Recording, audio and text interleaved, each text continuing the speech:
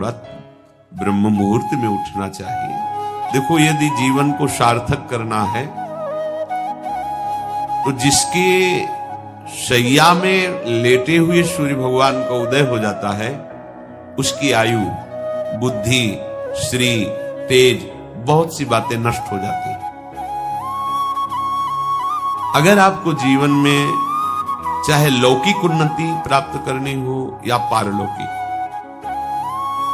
प्रातःकालीन कम से कम सूर्य उदय होने के 2 घड़ी पहले, 24 दूनी 48 मिनट, अभी सूर्य उदय होने में 48 मिनट हैं, आपने सैया छोड़ दिया, इसके आगे सूर्य उदय होने के 48 मिनट पहले आप सैया से हट जाएं। अगर आप रात्रि में जगे हैं तो सूर्य उदय होने के 48 मिनट बाद फिर आप सो जाएं। लेकिन वो जो बीच का समय, प्रातःकालीन संध्या भुवन भास्कर भगवान पधार रहे और आप सो रहे हो, तो आपकी आयु, आपका वैभव, आपकी बुद्धि, ये सब नष्ट होने लगती है, पता नहीं चलता। लोग देखो कहां तेजवान चेहरे दिखाई दे रहे हैं, खूब तो सब खा पी रहे हो, खाने पीने क्या तेज एक अलग होता है, भागवती तेज अलग होता है। ब्रह्म मुहूर्त में उठे, प्रभु का स्मरण किया, जो 2-4 नाम ही सही, अपने बड़े बुजुर्गों को, गुरुजनों को भावना से प्रणाम किया। पहली बात, शरीर स्वस्थ रखने के लिए गरम जल किया, हल्का, आधा लीटर से 1 लीटर तक जल पिया, भगवत भाव अर्पित करके, वज्रासन में बैठकर। आप लोग दिनचर्या को नहीं करते हैं तो आप ब्रह्मचर्य को पचा नहीं सकते। ध्यान रखना, ब्रह्मचर्य कोई छोटी मोटी शक्ति नहीं है, उसको पचाने के लिए आपकी दिनचर्या दिव्य होनी चाहिए। फिर इसके बाद आप 5 मिनट 10 मिनट टहलिए, फिर सो जाइए। फिर जो शौचाचार की पवित्रता बताई गई उसके अनुसार आप स्नान आदि करके, पवित्र वस्त्र धारण करके, जैसे कोई महान व्यक्ति आ रहा है तो हम उसके आदर के लिए खड़े हो जाते हैं, ऐसे भुवन भास्कर पधार रहे, हाथ जोड़कर प्रणाम किया, अर्घदान किया, गुरु मंत्र जपा, आदि आदि। अब पड़े हो आप कि हम तो 2-3 बजे तक जगे हैं, ऐसा अगर आप भजन में जगे हैं तो भी सूर्य उदय के समय आप उठ जाइए। आपके गुरु आवे तो क्या आप सोते रहेंगे क्या? जो जगत गुरु हैं भुवन भास्कर, परम ज्ञान स्वरूप हैं, गायत्री छंद रूपी घोड़े हैं इनके रथ के, स्वयं भगवान अरुण देव सारथी हैं, और भगवान पीछे वर्णन किए, मैं ही सूर्य रूप से जगत को प्रकाशित करता हूं और ताप के द्वारा जल को सोख कर मैं ही वर्षा कराता हूं। भगवान का आदर कर। जो सूर्योदय तक सोते हैं उनकी बुद्धि में भागवतिक बातें, अध्यात्म बातें आ जाए, मेरी समझ में नहीं आता। अगर आप थोड़ा भी शरीर स्वस्थ रखना चाहते हैं, जैसे नियम से भजन वैसे व्यायाम आवश्यक है। सबसे प्रार्थना है, ये दवाइयों के बल पर जीना बंद करो। शरीर में जितनी आवश्यकता जल की है, अगर उतना नहीं जाएगा तो आपकी एसिड बनेगी, फुंसियां निकलेंगी, कब्ज बनेगा, कई परेशानी। हम साधकों को कहते हैं, कभी कभी जैसे पूछते हैं कितना जल पिया, वो अभी तो पिया नहीं। ये शरीर है, ये एक गाड़ी है, कोई सच्चिदानंद नहीं है। उचित आहार, उचित जल, व्यायाम के लिए तो समय नहीं। और भी 10 दिन बीमार पड़ोगे, फिर देखो आप कहते हैं समय नहीं। हमने अपने बीमार स्थिति की दिनचर्या को बताया, सीतधाम की 2 बजे उठना, जो आपको बोल रहे हैं ऐसे ही दिनचर्या करते, और 45 मिनट व्यायाम, इसके बाद तुरंत प्रणाम करके वृंदावन की परिक्रमा, फिर आके श्री जी की मंगला, फिर आके 9 बजे तक गुरुदेव भगवान की सेवा में, फिर वहां से आके श्री जी का श्रृंगार, फिर भिक्षावृत्ति आदि 12-1-2 बजे तक। कोई चाय, कोई पानी, कोई ऐसा कुछ नहीं कि बाल भोग, कुछ नहीं, था ही नहीं। जिंदगी में 100 ग्राम दूध नहीं खरीदा कि भाई हमारा दूध बन, कभी नहीं ऐसा। और कभी ऐसा महसूस नहीं हुआ कि मैं बहुत कमजोर हूं। ब्रह्मचर्य को बचाने के लिए बहुत शरीर को क्रियाशील होने की आवश्यकता है, या तो प्राणायामों के द्वारा, आसनों के द्वारा। अब ना आसन है, न प्राणायाम है, न व्यायाम है, और फिर क्या, कैसे भावना आपकी भगवत भावना बनेगी? तो एक प्रमाद स्थिति, एक छिन्न भिन्न खिन्न स्वभाव, नहीं बात नहीं। अध्यात्म का साधक जो होता है नवीन खिला हुआ कमल जैसा, मुख प्रसन्न तन तेज विराजा, कीनस रामचंद्र कर का। कोई असाध्य रोग, कोई बहुत पीड़, वो बात अलग है। नहीं तो ऐसा वो जैसे कमल खिला होता है ऐसे खिला रहता है। क्यों? हर समय चिंतन सही, आचरण सही, सब कुछ सही। जो भगवत भावना विहीन जीवन है वो मुर्दा जीवन है। जिन हरि भगति हृदय नहीं आनी, जीवित सब समान थे प्राण। वो जान नहीं रहे, मुर्दे जैसा जीवन है। क्या जीवन का नाम? वही गंदे भोगों को भोगना, उसी का चिंतन करना, और भोग भोगने वाले शरीर को स्वस्थ रखने के लिए विषय सामग्री इकट्ठी करना, इसके बाद मर जाना। बोलो इसके अलावा और क्या है? ये बनाया, वो बनाया, वो बनाया, जरा सा हिला, पूरा का प्रांत नष्ट हो गया। क्या है इसमें? शाश्वत क्या है? हमें तसल्ली होती है, हमने एक मकान बना लिया, तसल्ली होती, 4 लड़के हो गए और काल का तमाचा लगा, पूरा का पूरा सब। क्या तसल्ली? हृदय को तसल्ली तब दो जब नाम चले, राधा राधा। दिनचर्या ही नहीं बन पा रही है आज के नए समाज की, दिनचर्या ही नहीं बन पा रही, भगवत भावना ही नहीं है। देखो, अगर परिवार में रह करके आप भगवत भावना नहीं करते तो सब परिवार में रहकर आसक्त हैं और सब दुर्गति को प्राप्त होते हैं। जब तक भगवत भावना नहीं है तब तक सब अविधि पूर्वक है। मान लीजिए सब अविधि, विधि भगवत भावना है। कुछ भी, किसी से भी, कोई भी, बस भगवत भाव, वही आनंद का अनुभव हो जाएगा। अतः उनके द्वारा किया गया देवताओं का पूजन मूल में मैं ही हूं, मेरा ही है, पर वो अविधि पूर्वक है। अविधि पूर्वक का तात्पर्य है कि वो ये नहीं जानते कि इस रूप में सर्व सामर्थ्यशाली भगवान ही विराजमान है। कभी कभी मंत्रों का ज्ञान नहीं होता, पूजन की सामग्री शुद्ध नहीं होती, भाव शुद्ध नहीं होता, इसलिए उनका पूजा सेवा आगे चल करके फल प्रदान नहीं कर पाता। प्रभु कह रहे हैं, मेरे में रिझाने के लिए किसी पूजा सामग्री की या किसी धन संपत्ति की आवश्यकता नहीं। पिता को बस इतना ही चाहिए कि वो अपनापन करके दौड़ के उनकी गोद में बैठ जाए, बस अपनापन प्रभु को चाहिए। माया के भूल भुलैया से वापस लौटिए और एक बात केवल बैठ जाए अगर हृदय में कि मेरे प्रभु, अब मैं थक गया हूं, यहां कोई मुझे सहारा देने वाला नहीं, अपना नहीं, नाथ मुझे अपना बना लो। ये बहुत बड़ी बात है हृदय की। किसी के बहुत भाग्यशाली होगा उसके हृदय में बात आए, प्रभु उसकी रुचि का विषय बन जाते हैं।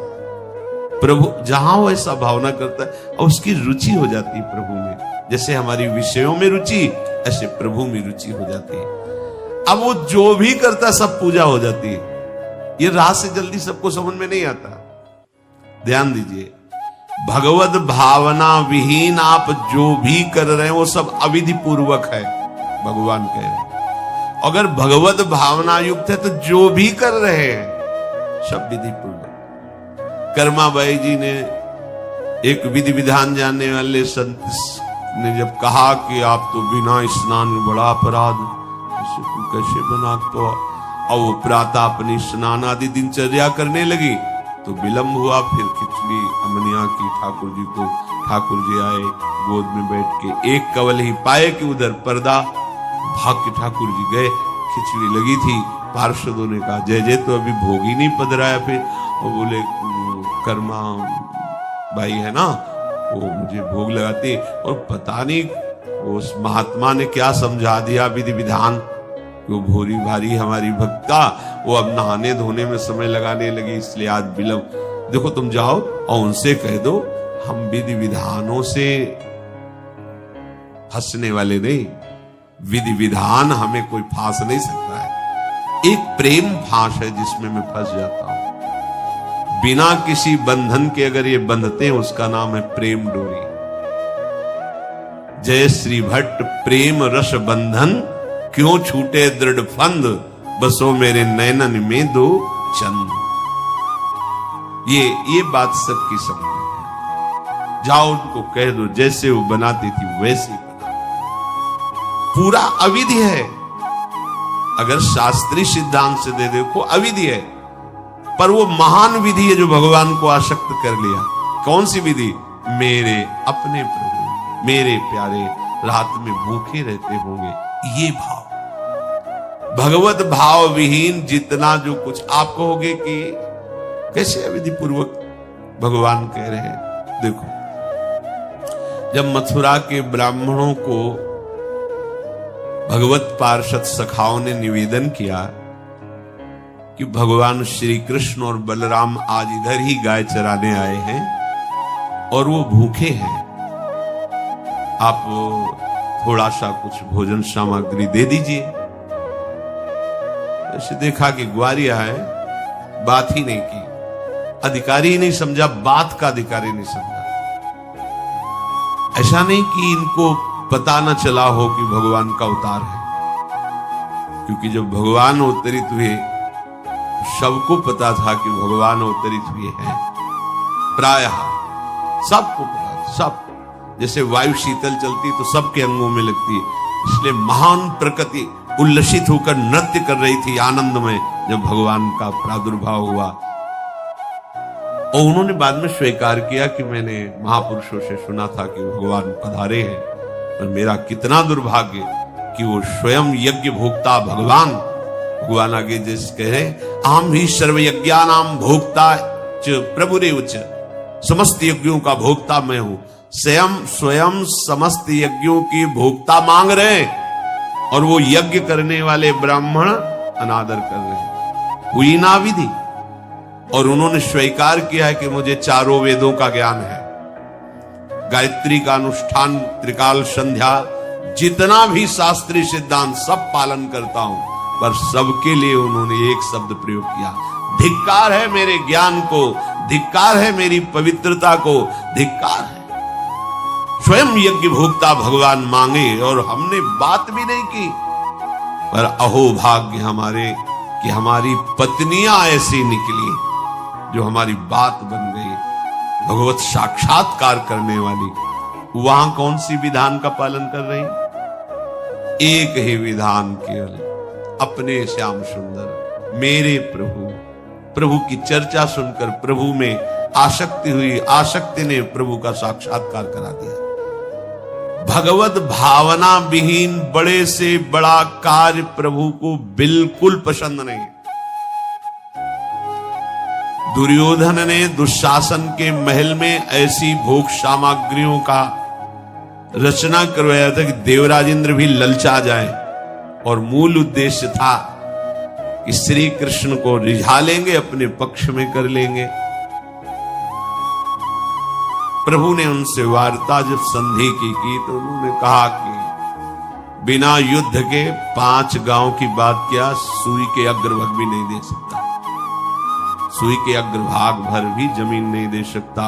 5 गांव की भगवान ने कहा था ऐसा करो तुम हस्तिनापुर के चक्रवर्ती सम्राट पर बैठे रहो, 5 गांव दे दो पांडवों को, मेरे भक्त हैं, मेरा आदेश पालन कर। उनका सूजी अग्रेण केशवा, सुई की नोक भरने। भगवान चलने लगे तो कहा आओ प्रसाद पा लीजिए, भोग पा लीजिए, आइए महल में। तो उनका पाया वहां जाता है। यदि पवाने वाले में प्रीति हो या पाने वाले को मिलता ना हो, बहुत भूखा हो, मेरे को भूख नहीं है, तेरे में प्रीति नहीं है, चल दिए। भगवान उधर गए भी नहीं, और गए का भगवत भाव भावित विदुर जी के घर, वहां मांग करके छिलके पाए। तो छिलके पवाना विधि है, अविधि है। अभी सेवा अपराध में सुन रहे थे ना, हाँ, अच्छा से अच्छा पदार्थ प्रभु को पवाना, और वो अच्छा पदार्थ तो फेंक रही है, और छिलका पवारे अविधि है, पूरी अविधि है, लेकिन यही सही विधि है, क्योंकि वो है ही नहीं भाव में इतनी ऊंचाई पर डूबी। उन्हें कोई, जैसी विदुरानी जी वैसे ही लालजू महाराज पा रहे, उनको भी शुद्ध लगे और कह रहे वाह बहुत सुंदर, बहुत स्वादिष्ट। वो भाव पवा रही तो वो भी भाव का स्वाद ले रहे। अपने उपास्य देव में प्रियता हो जाना ये सारी विधि है। इसीलिए अपने वृंदावन उपासी जन जो है, वृंदावन रसोपास्य, यहां मंत्रों के आदेश से सेवा पदार्थ समर्पित नहीं किया जाता। अमुक मंत्र पढ़ो फिर वो सेवा नहीं, यहां तो राधा राधा राधा। और जब जैसा भाव आया, या ऐसा नहीं कि ये ऐसे ऐसे ऐसे न, जब भाव आया अपने भाव में, भावोत्सवेन भजताम रसकाम धेनु, भाव ये थोड़ा भक्ति का फलस्वरूप भाव होता है। जो प्रभु से विलग भाव करके उपासना की जाती है वो अविधि पूर्वक हो जाती है, और जो भगवत भाव करके की जाती है वो सब विधि मानी जाती है। जिसमें हमारे प्रभु को सुख मिले ऐसी भावना करके जो भी किया जाए उससे भगवत प्राप्ति निश्चित है। क्योंकि श्री भगवान कह रहे अहम ही सर्वयज्ञानां भोक्ता च प्रभुरेव च न तु माम अभिजानन्ति तत्वेनातश्च्यवन्ति ते।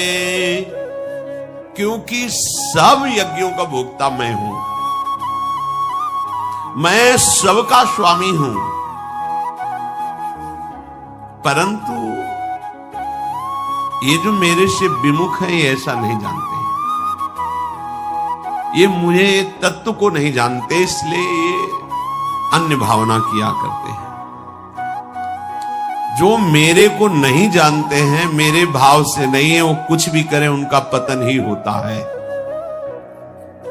बात इसमें यह है कि जब अविनाशी नित्य चिदानंद भाव ही नहीं है तो विनाशी खेल में सत्य भाव से लगोगे तो तुम अविनाशी का विनाश ना होते हुए भी विनाश की सारी लीला सहनी पड़ेगी। जैसे आत्मस्वरूप जो हमारा स्वरूप है उसमें किसी शस्त्र का, मंत्र का, किसी भी दैवी शक्ति का कोई भी बस नहीं है। जो हमारा आत्मस्वरूप कि मंत्रवेत्ता कोई भस्म कर दे, किसी दिव्यास्त्र का संधान करके हमारी आत्मा को छेद भेद दे, अक्लेद्य है, अशोष्य है, अदाय है, फिर भी हम जलन का अनुभव करते हैं अंतर और बाहर से भी। क्यों? वहां तो बता रहे हैं कि अदाय है, कोई भी ताप आत्मा को स्पर्श नहीं कर सकता, फिर ये जलन क्यों होती है? लगता तो हमें कि मैं अंदर से जल रहा हूं या बाहर से शरीर में अग्नि आदि छू जाए तो ताप लगेगा, क्योंकि हम अपने अविनाशी भाव में नहीं हैं। ध्यान दीजिए, अविनाशी होते हुए भी अविनाशी भाव में ना होने के कारण मुझ अविनाशी तत्व को विनाश की पूरी लीला सहनी पड़ती है, पूरे कष्ट सहने पड़ते हैं। नहीं सहने पड़ते? देखो आप, जन्म मरण मेरा थोड़ी होता है, मेरा स्वरूप नयनम छिन्नन्ति शस्त्राणि नयनम दहति पावकः न चैनम क्लेदयन्त्यापो न शोषयति मारुता, पर हो रहा है। हम जल में डूब के मर सकते हैं, हम वायु के प्रवाह में, हम नाना प्रकार के दुखों के प्रवाह में। क्या हुआ? बोले चूंकि तुम अपने अविनाशी स्वरूप भाव से विलग हो। समझ गए? वही बात यहां श्री भगवान कह रहे हैं कि यदि तुम ये भाव नहीं समझ पा रहे कि सबका भोक्ता मैं ही हूं, सब यज्ञ जितने भी साधन सबका फल प्रभु ही है, मैं सबका स्वामी हूं। जो मेरे को तत्व से नहीं जानते हैं, मेरे पर भाव नहीं करते, उनका पतन ही होता है। कारण ये अविनाशी भाव ना होने के कारण, विनाशी में सत्यत्व भाव होने के कारण परिणामता कुछ हाथ नहीं लगेगा, केवल नाश ही नाश। जब हम प्रभु की तरफ चलते हैं तो उसमें प्रधानता होती किसी संत या शास्त्र के वचन।